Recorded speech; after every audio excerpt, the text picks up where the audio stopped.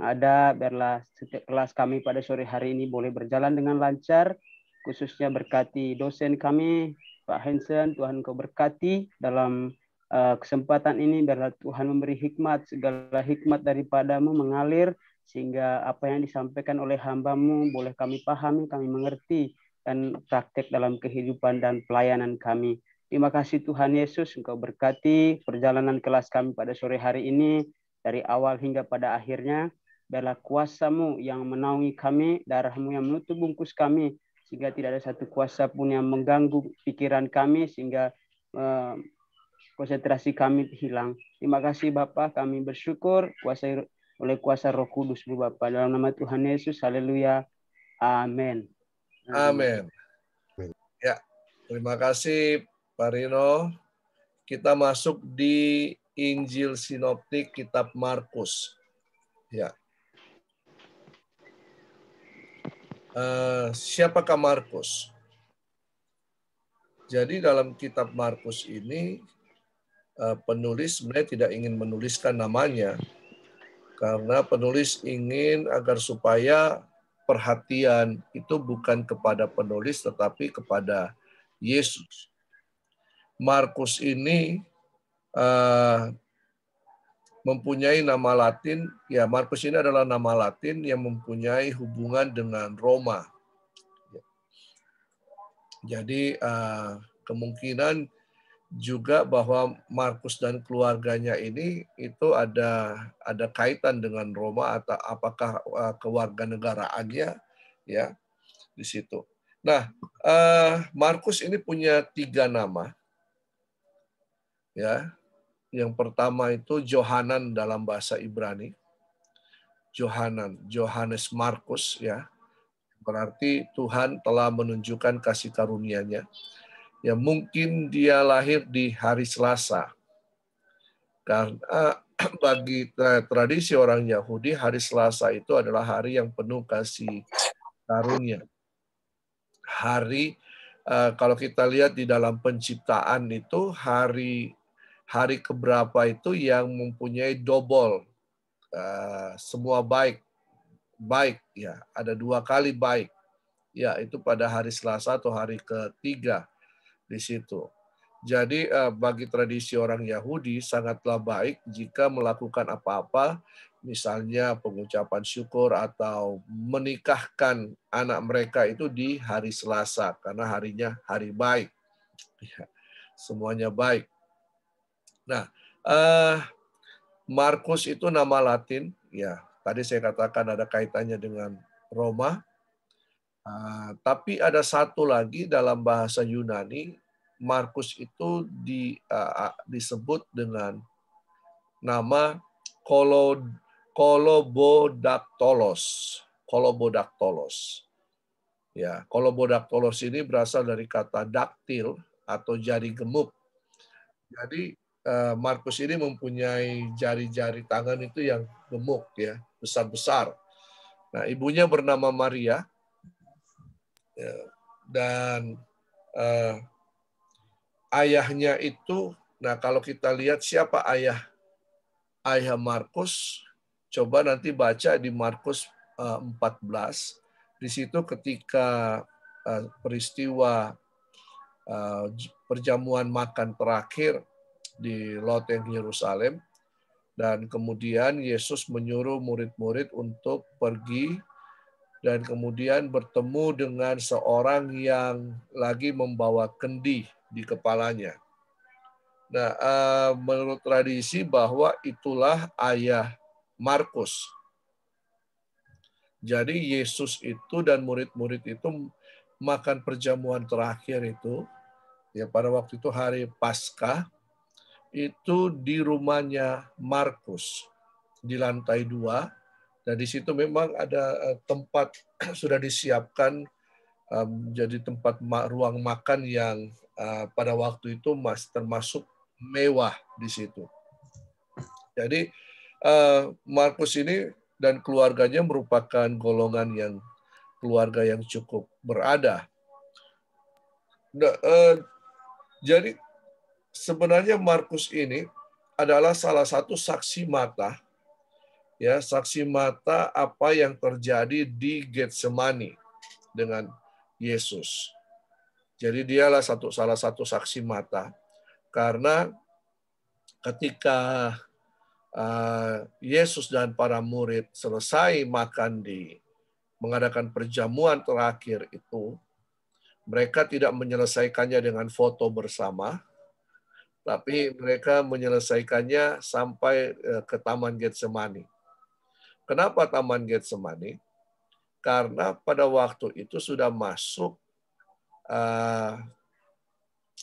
hari Sabat, ya, sudah masuk hari Sabat, dan di sepanjang Yerusalem itu dikelilingi oleh yang namanya tali Sabat. Ya, jadi kayak kawat begitu yang mengelilingi kota itu. Ya, mengelilingi kota itu, dan mereka hanya bisa pergi dari tali itu, ya, tali Sabat itu, mereka hanya bisa pergi ke sekitar 1.000 hasta, ya, 1.000 hasta, sekitar, ya, tidak sampai, jaraknya sangat dekat, 1 hasta berapa kaki, ya. Jadi jarak paling terjauh itu adalah Taman Getsemani, dan mereka bermalam di situ. Kenapa mereka bermalam di situ? Ya, ini kalau pada tradisi Yahudi, setiap merayakan Paskah itu mereka minum anggur.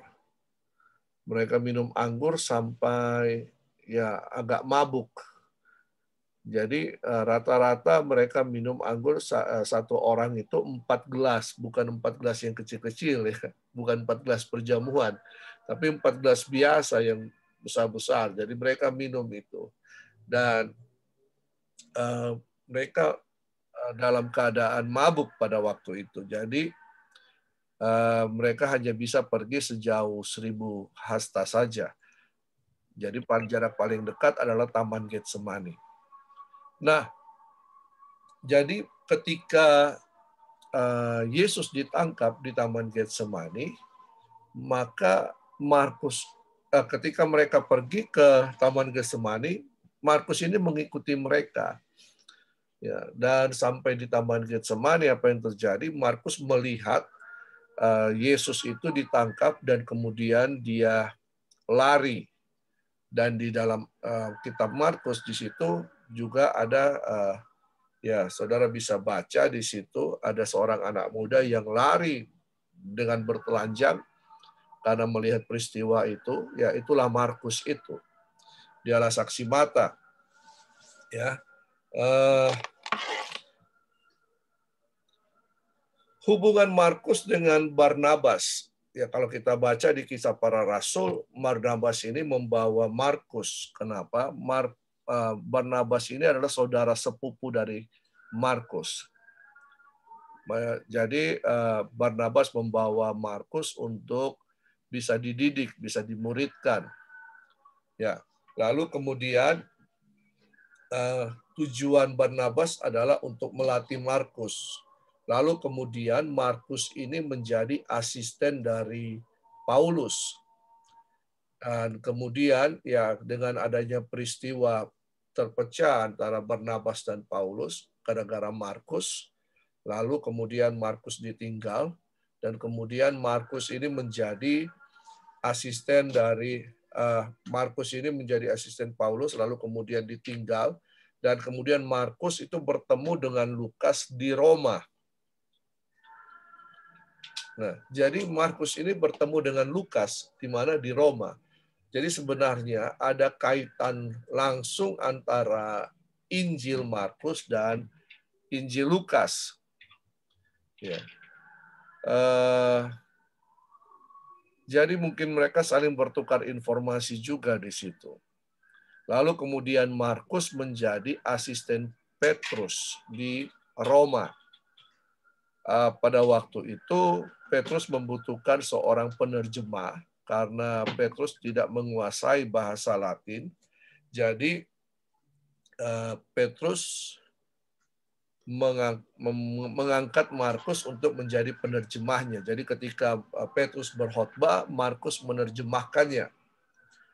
Sehingga banyak orang yang datang kepada Markus karena mengingat bahwa Petrus itu akan dihukum. Jadi mereka meminta kepada Markus agar supaya Markus bisa menuliskan khotbah-khotbah Petrus dan membukukannya sehingga mereka bisa mempelajari setiap khotbah-khotbah Petrus.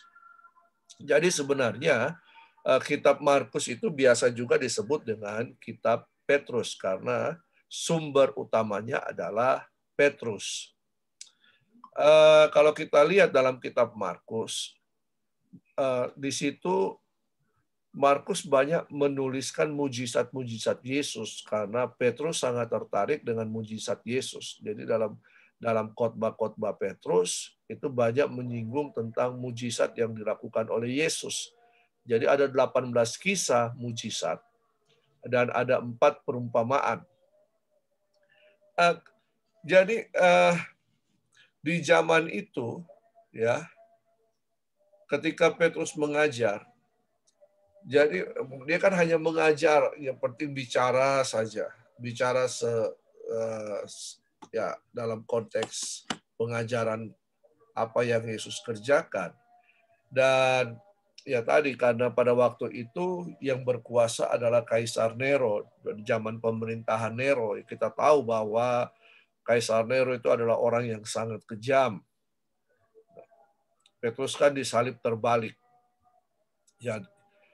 Jadi Markus ini meminta izin kepada Petrus untuk membukukan ya apa yang diajarkan oleh Petrus. Nah, tapi Petrus tidak mengiyakan ya atau tidak. Jadi tetap saja akhirnya ya Markus kemudian menuliskan pengajaran-pengajaran Petrus. Markus tidak memulai dengan peristiwa kelahiran, tetapi langsung ke peristiwa Sungai Yordan, karena bagi dia tidak penting hal itu. Karena bagi orang hal ini kan ada kaitannya dengan orang-orang Roma, bagi orang-orang yang tidak percaya. Jadi dia hal-hal penting bagi dia itu langsung saja mengisahkan apa yang terjadi tentang Yesus. Jadi dia mulai di peristiwa di Sungai Yordan di mana Yesus dibaptis di situ.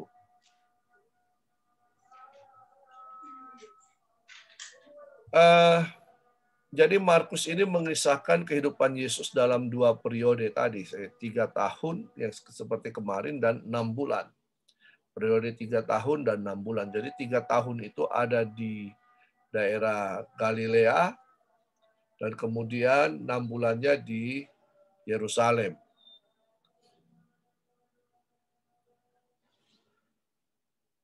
Apa yang menjadi nilai Markus sebagai kitab Injil? Ya, jadi ketika terjadi kanonisasi, kenapa sampai kitab Markus ini bisa masuk menjadi kanon? Karena Markus memberi gambaran yang jelas tentang pribadi Yesus. Jadi Markus mengutamakan ketokohan Yesus, apa yang Yesus lakukan, apa yang Yesus perbuat. Nah, dia menuliskan di situ bahwa Yesus melarang setan-setan itu berbicara sebab mereka mengenal dia ketika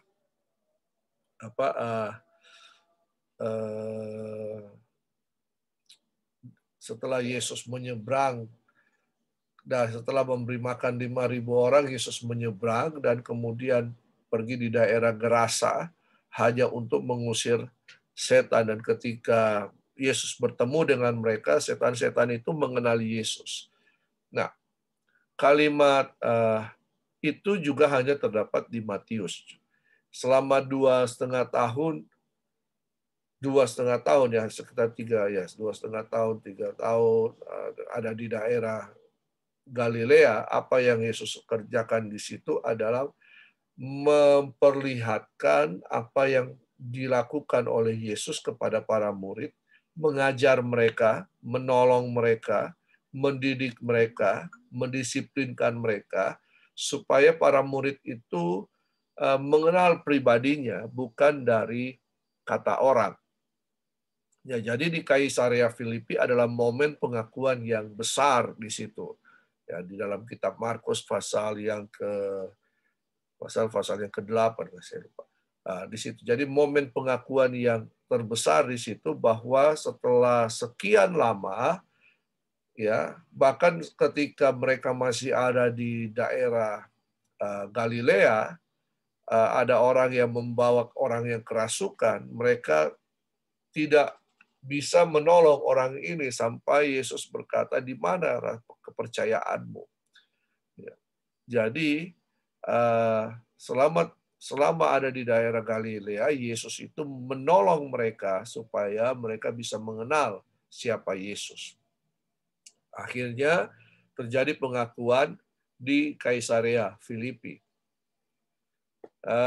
Kalau kita lihat di sini,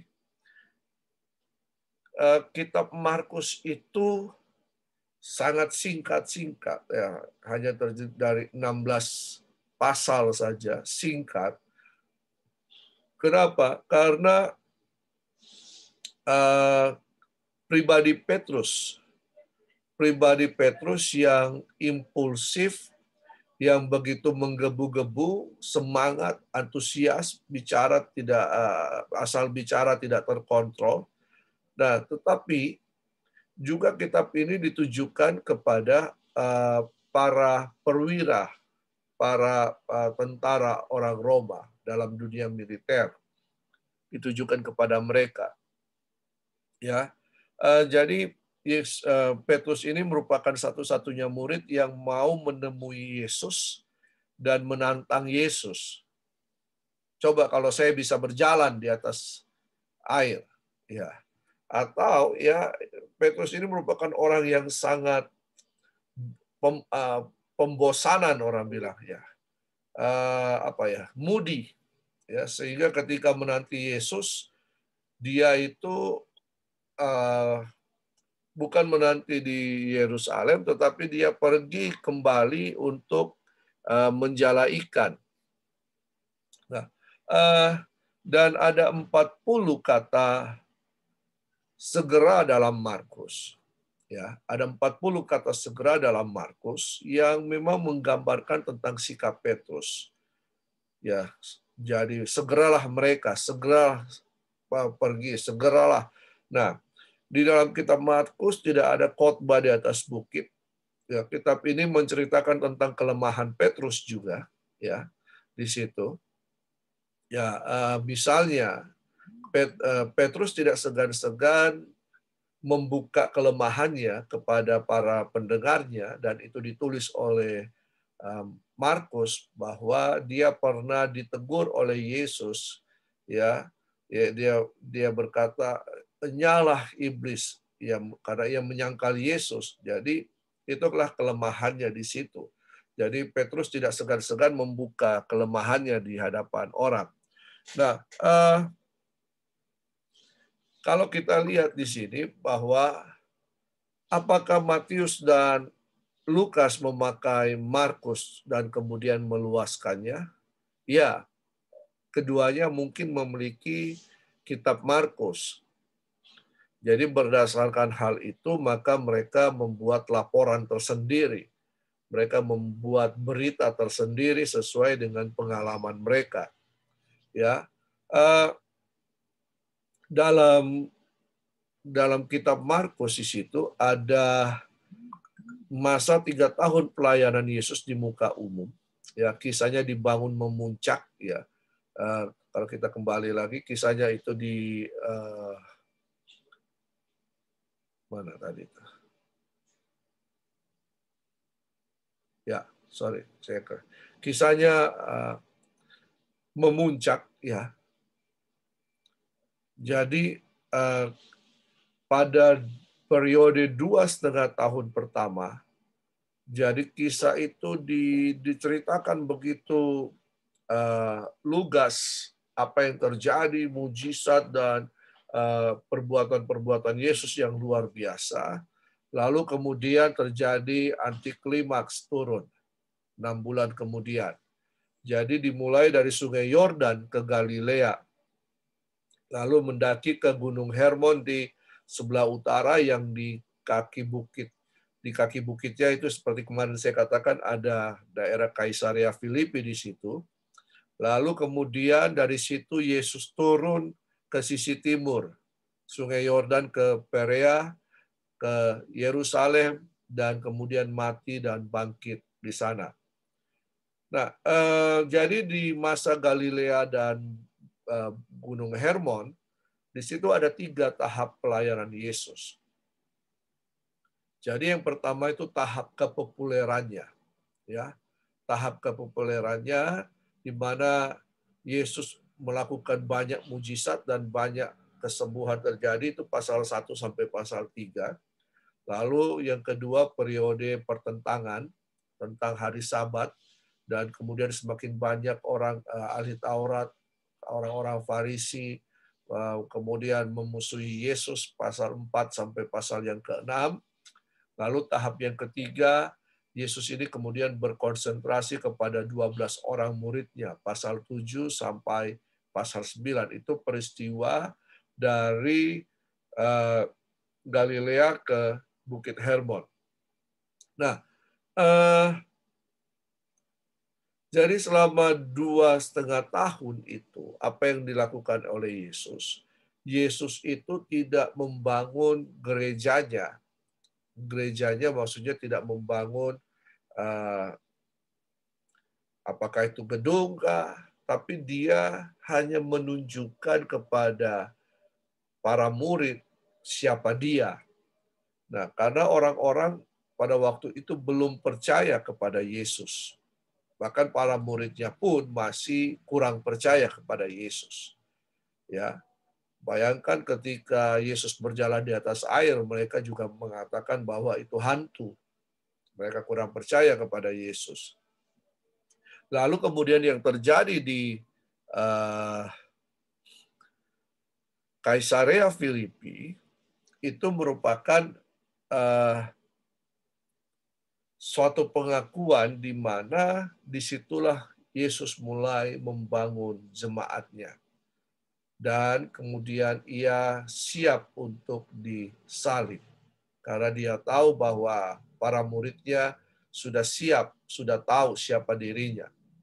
Nah, di situ kan Petrus ditegur oleh Yesus. Jadi sejak menuju dari Kaisarea Filipi, Gunung Hermon itu ke Yerusalem, itu Yesus mengarah ke selatan dan siap untuk mati di kayu salib. Jadi sebenarnya orang-orang Yahudi tidak semua membenci Yesus. Orang-orang Galilea, daerah Galilea itu sungguh menyanjung Yesus. Hanya para imam dan para ahli Taurat yang menghendaki Yesus untuk mati. Jadi tidak semua orang Israel itu menghendaki Yesus mati. Hanya sebagian saja, tapi sebagian ini mempunyai kuasa, mempunyai kemampuan untuk menghukum Yesus dan mempengaruhi banyak orang. Nah, jadi yang menjadi nilai Markus sebagai kitab Injil tadi, bahwa Markus itu memberi gambaran yang jelas tentang pribadi Yesus. Yang kedua, Markus itu menyatakan karya Yesus. Nah, jadi tulisan di Injil Markus ini ibaratnya seperti sebuah kereta yang sedang melaju dengan cepat, yang menceritakan kisah perjalanan perbuatan Yesus. Lalu kemudian dia mulai melambat untuk menceritakan tentang 6 bulan itu. Hari-hari di mana Yesus akan mati di kayu salib. Yesus diadili atas penghujatan yang berkata bahwa ia adalah Tuhan. Dan jadi dalam hukum Yahudi, ini merupakan penghujatan yang sangat besar dan layak untuk dihukum mati. Ya, jadi kalau misalnya saya mengatakan pada saya ada di Israel dan saya mengatakan bahwa saya adalah Tuhan, maka sesuai dengan hukum agama, hukum Yahudi, saya ini telah menghujat Tuhan. Tetapi dalam hukum Roma itu bukan menghujat Tuhan. Ya, itu bukan menghujat Tuhan. Jadi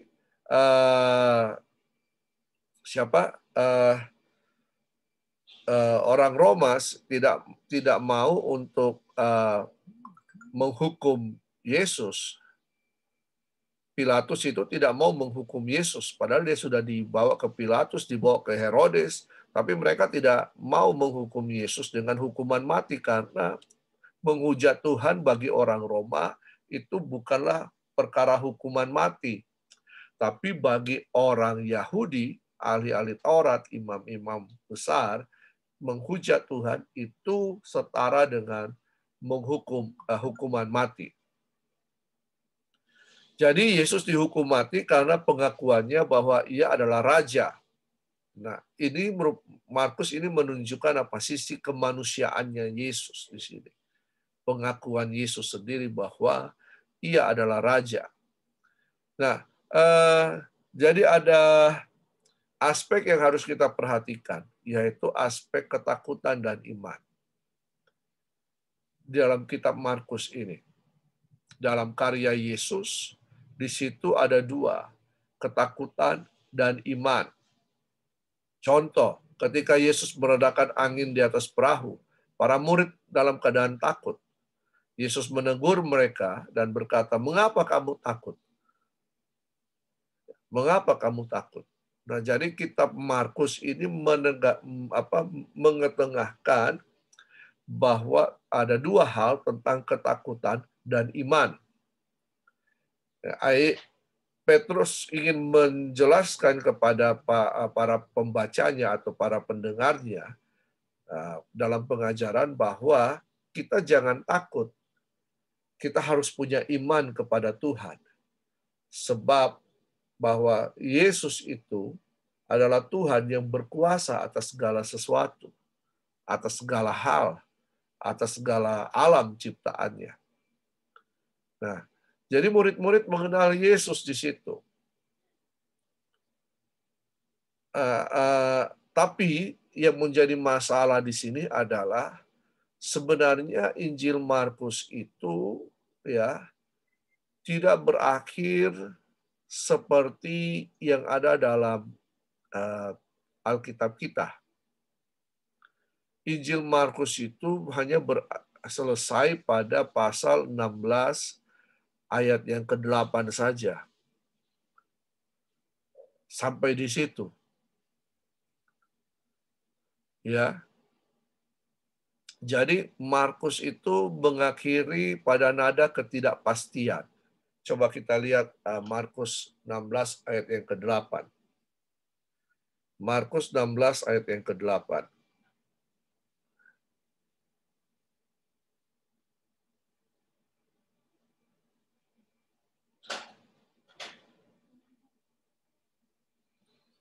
Lalu mereka keluar dan lari meninggalkan kubur itu, sebab gentar dan dahsyat menimpa mereka.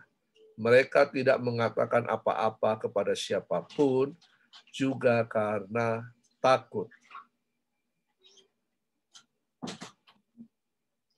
Ya. Nah, jadi memang ketakutan ini menjadi suatu penekanan penting dalam penulisan Injil Markus ini. Ya. Tapi kemudian ya ada yang melanjutkan hal itu. Ada yang melanjutkan penulisan itu. Sampai akhirnya selesai di ayat yang ke-20. Ya, hal ini memang tidak lazim. Aneh. Apalagi Injil adalah kabar baik, tapi ada ketakutan dimasukkan di situ. Kenapa sampai tidak selesai? Mungkin Markus dicegah untuk mengakhiri. ya penulisan itu. Atau mungkin juga Markus ditangkap. Atau naskahnya disobek, kita tidak tahu. Atau Petrus sendiri yang tidak mau agar supaya Markus ini menyelesaikannya karena mungkin ada hal-hal penting yang Markus sampaikan di situ yang menyangkut tentang hubungan antara Petrus dengan Yesus. Tetapi naskah ini kemudian diselesaikan oleh murid pengikut-pengikut Markus, ya. Nah, ya, atau mungkin ya lembaran-lembaran terakhir hilang yang tadi saya katakan disobek atau dihilangkan oleh Petrus. Ya, kita tidak tahu seperti apa, tapi ya itulah tradisi gereja menyatakan demikian. Jadi kitab Markus ini merupakan adalah Injil Petrus, ya, karena Yesus pertama kali menampakkan diri kepada Petrus. Di dalam penutup ada yang menambahkan, ya, di dalam penutup ini di beberapa Alkitab ada penutup yang pendek, namun di dalam Alkitab kita ditulis penutup yang panjang mulai dari ayat 9 sampai ayat yang ke-20. Jadi dalam penutup ini ada pernyataan yang luar biasa tentang bahasa lidah di situ. Ya, kalau kita baca di situ ada hal-hal yang penting yang dituliskan.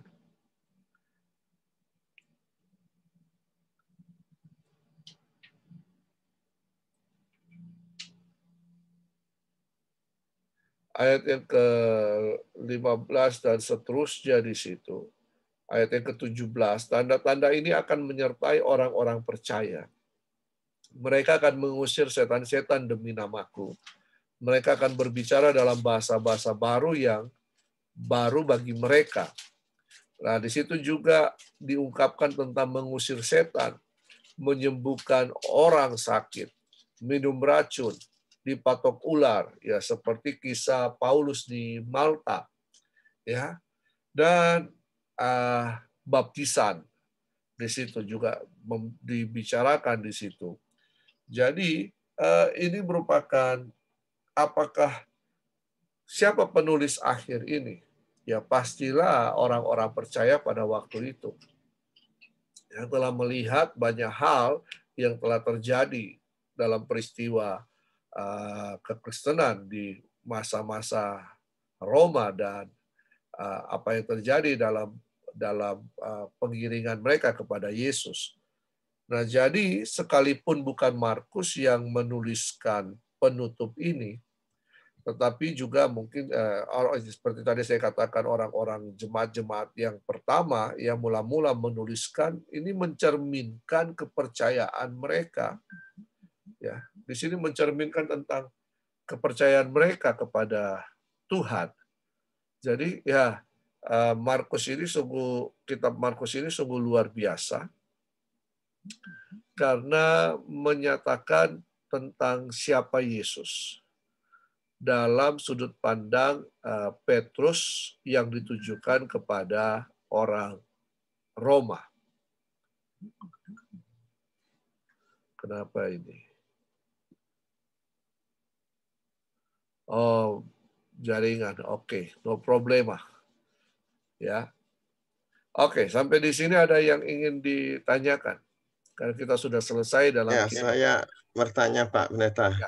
Ya, tentang hubungan Petrus dengan Markus itu tadi dikatakan Petrus perlu penterjemah. ya. Padahal waktu Pentakosta Kisah Rasul 2 itu katanya rasul-rasul berbicara dalam berbagai bahasa segala bangsa-bangsa. Ya. Jadi apakah itu temporary sifatnya? Sehingga dia masih perlu penterjemah juga akhirnya. Iya Pak, kalau dibilang temporary, karena kejadian hanya pada waktu itu saja. Temporary. Kejadian pada waktu itu. Jadi mereka kan tidak tahu apa yang mereka ucapkan. Mereka tidak mengerti apa yang mereka ucapkan, tapi orang-orang itu yang hadir di situ mengerti itu adalah bahasa-bahasa mereka. Iya. Ya, jadi secara temporary pada waktu itu, Pak. Karena untuk menunjukkan berita Injil itu, jadi ketika mereka berkata-kata di situ dan menyatakan ya kisah, pastilah kesaksian tentang Yesus dalam perkataan mereka, ya, dan kemudian orang-orang tertarik, lalu kemudian Petrus berkhotbah, lalu 3.000 orang langsung bertobat. Jadi kemudian Petrus ada di Roma, ya dia kan tidak memiliki pendidikan Roma. Nah, Markus ini ada hubungan dengan Roma, jadi dia bisa mengerti bahasa Latin. Karena bahasa yang dipakai pada waktu itu dalam bahasa sehari-hari itu bahasa Aram. Ya, bahasa Ibrani, kalau bahasa Ibrani itu adalah bahasa untuk ibadah. Ya. Dan sedangkan Aramaik bahasa juga, Pak, ya. Ya, Aramaik juga barangkali ya. ya itu bahasa Aram, Pak. Bahasa Aram. Aramaik itu Aram ya. Sedangkan bahasa Latin itu kan bahasa politik atau bahasa politik yang ada, dan bahasa internasional itu kan bahasa Yunani. Gitu, Ya, Pak.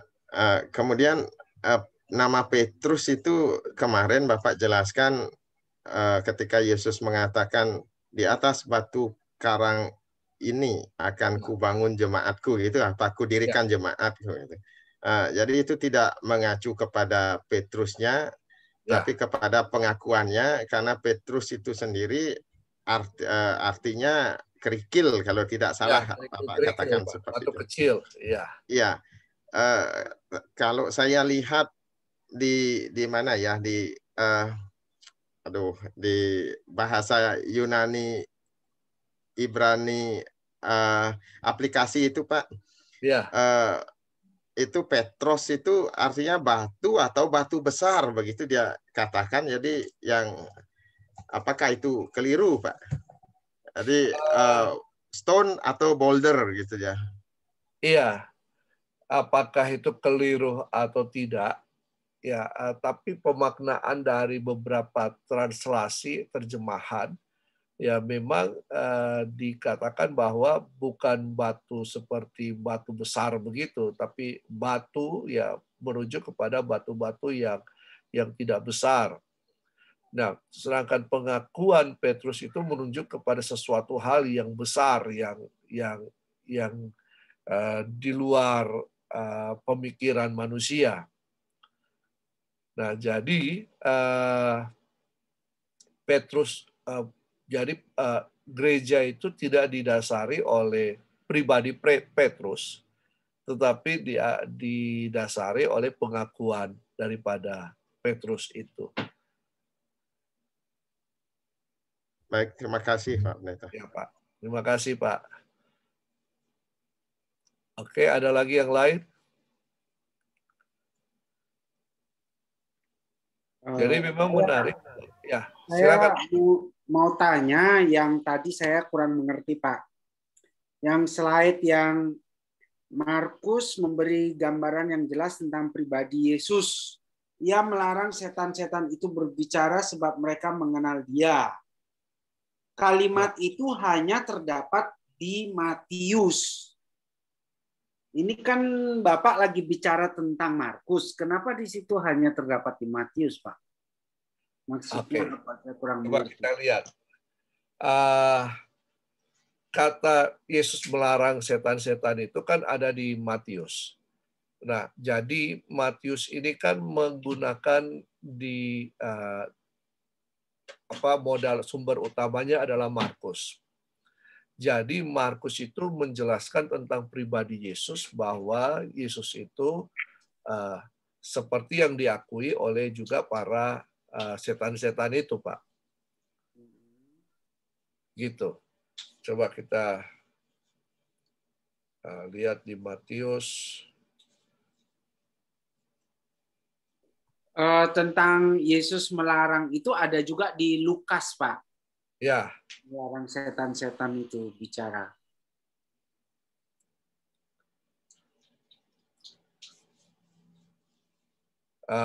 Oke. Tunggu sebentar.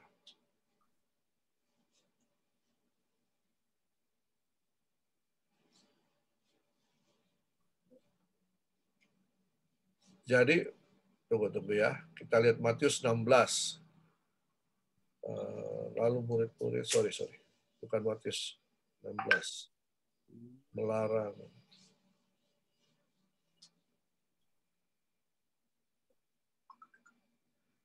Matius 16 itu bicara kepada murid-muridnya.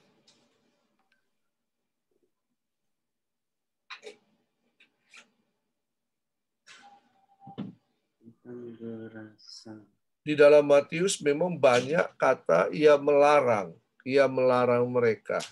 Ia melarang keras mereka memberitahukan siapa dia. Jadi memang Matius ini menekankan di situ, Pak. Nah, kenapa Lukas juga bisa menulis seperti itu? Karena Lukas ya ada kaitannya juga dengan Matius, Pak. Jadi maksudnya saya dalam kalimat ini hanya terdapat di Matius itu ketika kita melihat gambaran antara Markus dan Matius. Bisa jadi di situ, ya.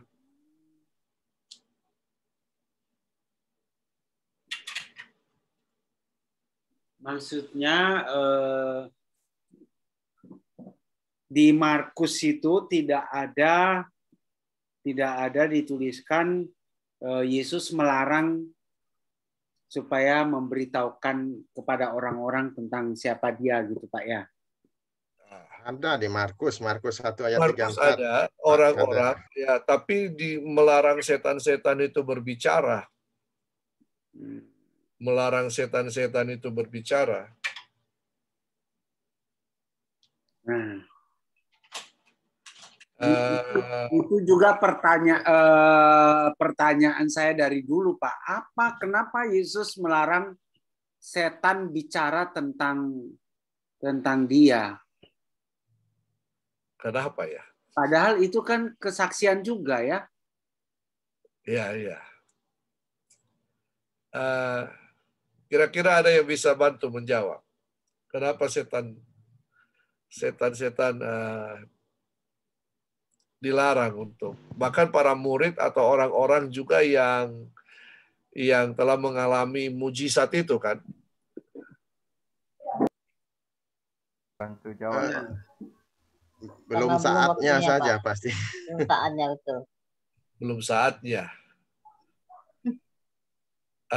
Bisa jadi belum saatnya, tetapi Yesus tidak mau terhalang oleh apa yang dia lakukan. Itu kemudian menjadi besar dan kemudian banyak diketahui oleh orang lain yang kemudian akhirnya menimbulkan rasa iri, rasa benci sehingga memblok pelayanan Yesus.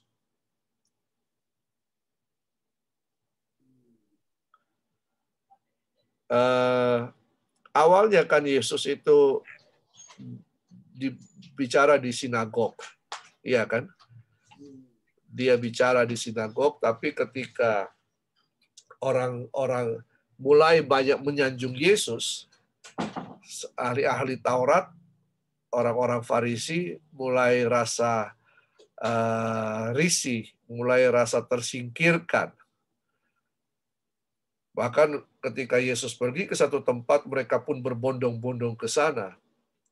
Dan banyak kisah bahwa orang Farisi itu berusaha untuk menjatuhkan Yesus. Jadi kenapa Yesus melarang mereka untuk memberitakan? Salah satunya adalah karena itu, agar supaya ada masa, ada waktu Yesus bisa bekerja dengan baik tanpa ada halangan atau tantangan yang ada.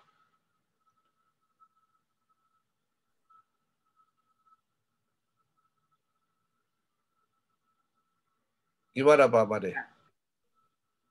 Ya Pak, bisa dipahami Pak.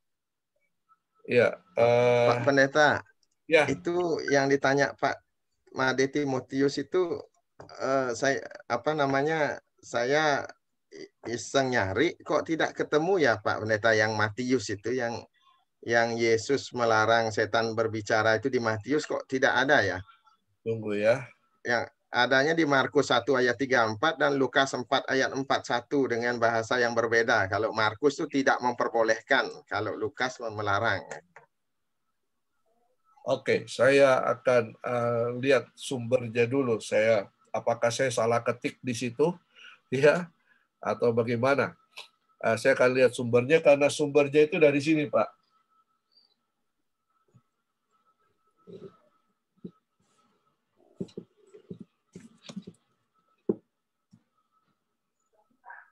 Ini David Paulsen membuka. Nanti besok saya coba ini lihat ulang, ya, apakah saya salah ketik atau bagaimana. Jadi buku ini membuka pemahaman dari sisi yang berbeda. Pemahaman kita tentang kitab-kitab Injil Sinoptik itu. Bahkan bukan hanya Perjanjian Baru, saya juga punya yang Perjanjian Lama.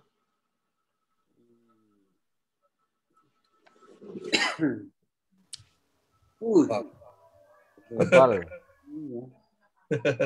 Saya juga punya 2, Pak. Punya ya? Coba nanti di situ. Itu lebih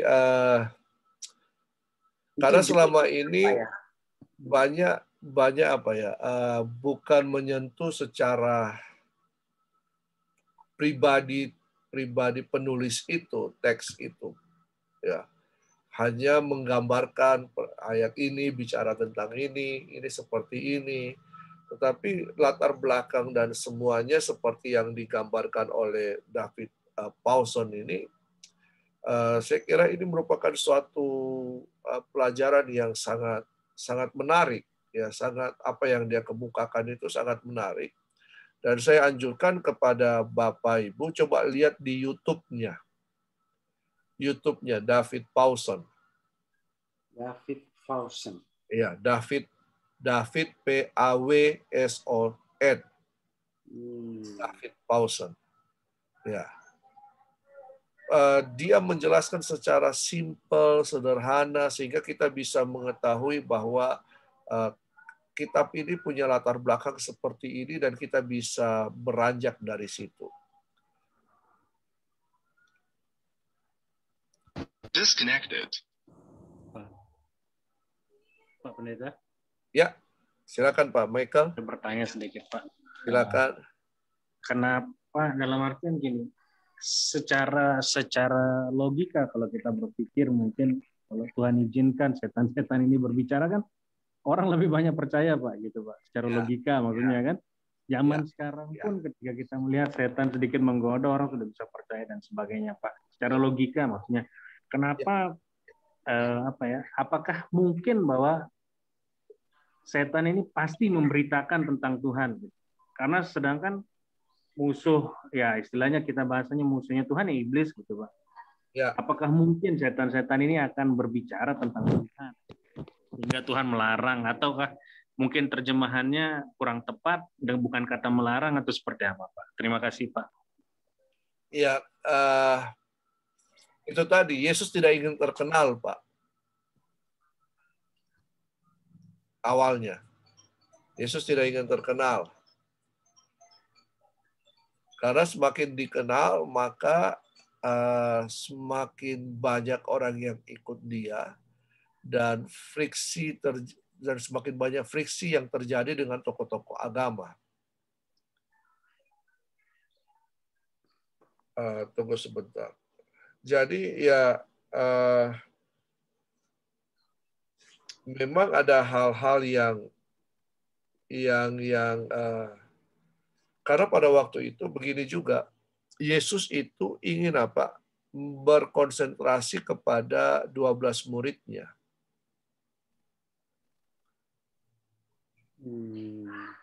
Ketika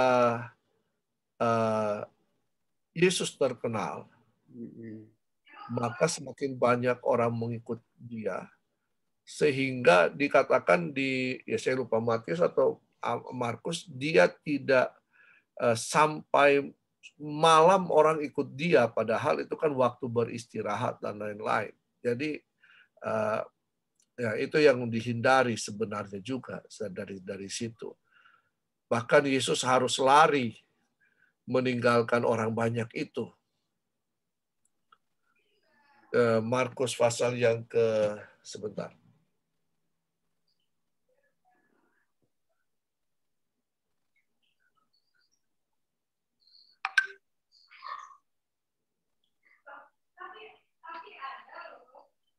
Di Markus pasal yang keempat itu dikatakan di situ ayat yang ke-35 ya. Pada hari itu waktu hari sudah petang, Yesus berkata kepada mereka, marilah kita bertolak ke seberang. Mereka meninggalkan orang banyak itu lalu bertolak dan membawa Yesus beserta dengan perahu dalam perahu di mana Yesus telah duduk, dan ada perahu itu pun ada perahu-perahu lain juga menyertai dia, mengikuti dia. Jadi bayangkan repotnya ketika Yesus sudah sangat terkenal.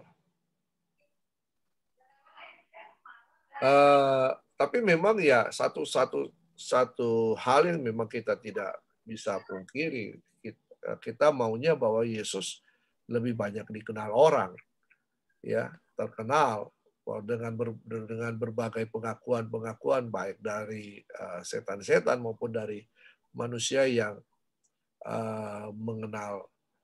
mengalami perbuatan Yesus. Tetapi Yesus tidak ingin. Yang kedua juga ketika Yesus menyembuhkan orang buta yang sejak lahir di kitab Yohanes, Yesus kan melarang untuk mereka berbicara. Bahkan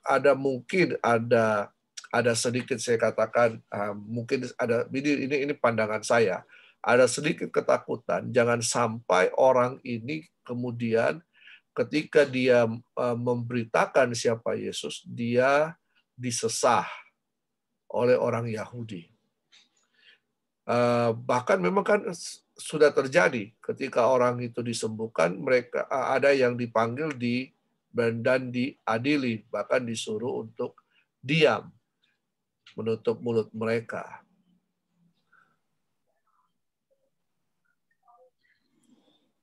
Nah, tapi di satu sisi ketika Yesus masuk kota Yerusalem dengan mengendarai keledai muda, di situ kan orang bersorak-sorai menyambut dia. Jadi dia membiarkan orang itu menyambut dia karena memang ada momen-momen tertentu. Jadi mungkin begini, di awal pelayanan Yesus mempersiapkan pelayanannya. Dia belum mau dikenal oleh orang. Sampai akhirnya pelayanannya semakin meningkat dan dia sudah tahu waktunya bahwa dia harus disalib. Dan kemudian dia membiarkan orang untuk menceritakan tentang siapa dia.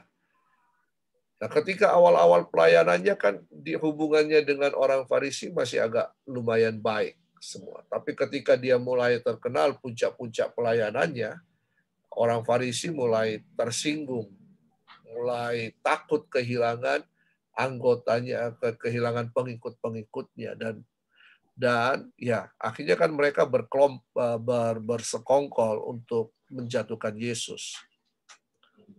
Salah satu adalah dengan mengajukan pertanyaan tentang pajak, ya kan?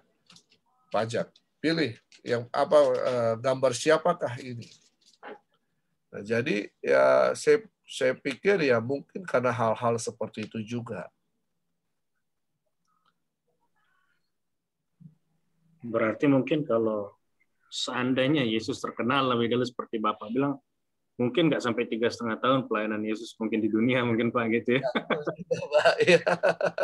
Mungkin akan tertutup pintu-pintunya itu. Ya.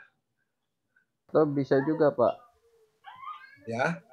bisa juga karena setan-setan juga belum waktu untuk memberitakan Yesus dengan benar Ya. pada waktu itu. Dan juga setan kebanyakan sih tidak mungkin mengaku yang benar, karena Paulus pun pernah mengusir setan yang dari perempuan itu. Kelihatan memuji-muji Paulus, ternyata dia mengganggu Paulus. Ya, itu juga. Jadi Paulus langsung hardik itu yang. Iya. Saya lupa ya. Iya, selain Paulus, kayaknya ya apakah peristiwa Yesus juga sehingga Yesus juga melarang mereka untuk itu. Jangan sampai membuat keributan yang besar seperti itu.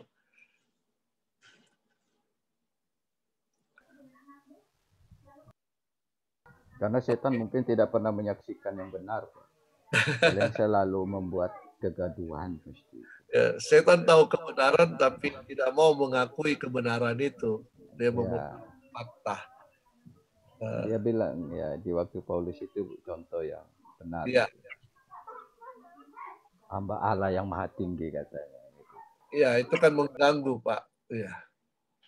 Mohon maaf Pak dosen, sudah jam 7. Oke. Jam 7 kita istirahat dan kemudian kita masuk di presentasi kitab Roma. Ya. 7.30. 7:30 Pak ya masuknya. Ya. 7:30. Ya, 7:30 Pak. Ya. Oke Pak. Oke. Selamat beristirahat. Terima kasih Pak.